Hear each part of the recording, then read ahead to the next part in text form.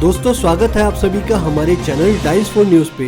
आज हम आपसे बात करने वाले हैं दिल्ली की एक ऐसी समाज सेविका के बारे में जिन्होंने अपनी उम्र के तकरीबन 22 वर्ष इस समाज के कल्याण में बिता दिए। उन्होंने अपना ये सफ़र 1999 में शुरू किया, जो कि आज तक बरकरार है। तब से लेके अब तक उनका मुख्य प्रयास शिक्षा के स्तर को बेहतर बनाने की तरफ रहा। इस संदर्भ में सुनीता जी एक एनजीओ भी चलाती हैं, जिसका नाम है ममता वेलफेयर एसोसिएशन। इस एनजीओ के माध्यम से वह गरीब बच्चों को पढ़ाई, लड़कियों को कुकिंग, ब्यूटी, सिलाई कढ़ाई, वुमेन काउंसलिंग, लीगल काउंसलिंग, सरकारी सुविधाएं आदि जैसी सर्विसेज प्रोवाइड कराती हैं। आज हम आपको रूबरू कराने आए हैं दिल्ली की जानी मानी समाज सेविका सुनीता चौहान जी से। आइए जानें उनके कार्य के बारे में उन्हीं की ज़बानी। नमस्कार, मैं सुनीता चौहान पिछले 21 वर्षों से समाज सेवा में जुटी हूँ और अभी तक मैंने लगभग 7000 बच्चों का दाखिला करा दिया है। एजुकेशन मेरा सबसे पहला काम है, उसके बाद शिक्षा, स्वास्थ्य और कानूनी सलाह, अन्य कार्य भी हमारी संस्था के द्वारा किए जाते हैं। और मैं इसमें समझती हूँ कि जिस बच्चे को हमने शिक्षा से जोड़ दिया उसे और कुछ देने की आवश्यकता नहीं है। तो अभी भी मेरी क्लास चलती है जिसमें लगभग 70 बच्चे हैं। रेमिडियल क्लास चलती है। लीगल अवेयरनेस कैंप हमारी संस्था के द्वारा होते हैं, जिसमें हम किशोरी लड़कियां जो हमारी बच्चियां हैं उनको जूडो कराटो सिखाते हैं। और सिलाई केंद्र भी है हमारे यहाँ, ब्यूटिशियन भी है, कंप्यूटर क्लास भी है और बहुत सारे कैंप, हेल्थ कैंप भी हम लगाते हैं, चाहे वो आई चेकअप हो, टीथ चेकअप हो या अन्य कोई भी ब्लड शुगर तरह की जो जांचें होती हैं, वो सब कैंप हमारे यहाँ आयोजित होते हैं। और मेरा सबसे मुख्य कारण है कि जितनी भी सरकार सुविधाएं देती है जनता के लिए, वो सारी सुविधाएं जनता तक पहुंचनी चाहिए और उसको पहुंचाने के लिए मैं एक माध्यम हूं। मेरा मानना है कि अगर हम सारी सुविधाएं जनता तक पहुंचा दें तो जनता को और कुछ लेने की ज़रूरत नहीं है। जैसे कि चाहे उसमें वृद्धा पेंशन हो, लाडली योजना हो, अन्य सरकारी सुविधाएं जो भी हैं, आशा वर्कर द्वारा या आंगनवाड़ियों द्वारा जो भी सुविधाएं मिलती हैं जनता को, वो सारी सुविधाएं मिलनी चाहिए।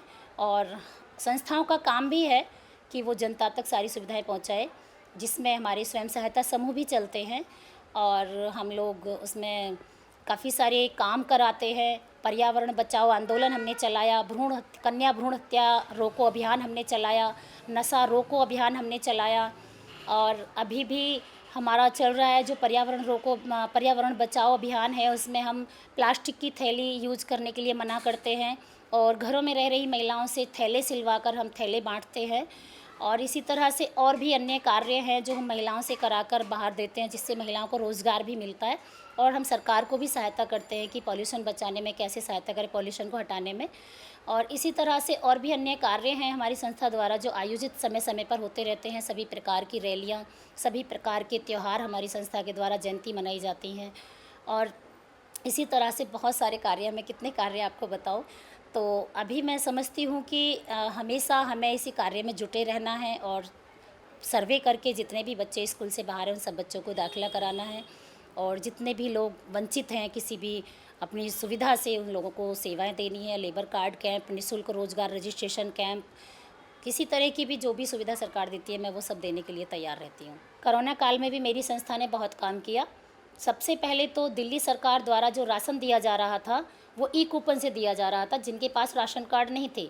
तो हमारी संस्था में बैठकर पूरी टीम ने ई कूपन बनाए और लगभग 600 लोगों को ये सहायता दी। भविष्य में मेरी बहुत योजनाएं हैं और सबसे पहले तो मुझे जो लगता है कि जो हमारे घरों में रहने वाली महिलाएं हैं जो कहीं काम नहीं कर सकती या कामों पे नहीं जा सकती, मैं सबसे पहले चाहूँगी कि उनको किसी तरह का स्वरोजगार से जोड़ा जाए ताकि उनकी कुछ अर्निंग हो। क्योंकि आज जो महंगाई का ज़माना है, ऐसे समय पर एक व्यक्ति के कमाने से घर नहीं चलता। जबकि हमारे परिवार बड़े छोटे छोटे होते जा रहे हैं, घर भी छोटे छोटे होते जा रहे हैं, उनके बावजूद भी बहुत सारी ज़रूरतें हैं जो हम पूरी नहीं कर पाते। तो कुछ महिलाएं चाहती हैं कि हम घर में बैठ के काम करें। ऐसी बहुत सारी महिलाओं की लिस्ट मेरे पास है, जिनमें मैंने स्वयं सहायता समूह भी बनाए हुए हैं। और मैं चाहती हूँ कि स्वयं सहायता समूह के माध्यम से उनको कुछ ऐसा रोज़गार मिले जिससे वो अपने घर में 2 पैसे की आमदनी कर सकें। और मेरी योजना है कि हम वृद्धाश्रम भी एक डेवलप करें। वृद्धाश्रम में हमें उन तमाम वृद्धों को उस तरह की निःशुल्क सेवाएं देनी चाहिए जैसे उनके बच्चे घर पे नहीं दे पाते हैं। अभी हम यहाँ पर देखते हैं कि कुछ वृद्धाश्रम हैं पर वो इतने महंगे हैं कि कोई भी गरीब व्यक्ति उसमें जाके नहीं रह सकता। तो हम चाहते हैं कि हम फ्री सेवा दें, जिनमें उनका खाना, रहना और स्वास्थ्य सेवाएं उनको आराम से मिल सकें। तो ये हमारी भविष्य की योजनाएं हैं और हमें लगता है कि हर बच्चा स्कूल में होना चाहिए। एक दिन ऐसा आए कि मैं यहाँ सर्वे करूँ और मुझे लगे कि आज मेरे क्षेत्र में कोई बच्चा ऐसा नहीं है जो स्कूल से बाहर है। तो भविष्य की योजनाएं हैं।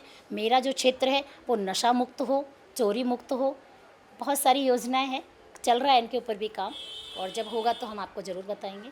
समाज कल्याण में उनका ये प्रयास बेहद सराहनीय है। यदि आप भी सुनीता चौहान जी को उनके इस समाज कल्याण में उनका सहयोग देना चाहते हैं, उनका साथ देना चाहते हैं, तो आप भी जुड़ें ममता वेलफेयर एसोसिएशन के साथ में। धन्यवाद। सब्सक्राइब करें हमारे YouTube channel dice for news को और बेल आइकन को दबाएं ताकि कोई भी न्यूज़ आपसे मिस ना हो।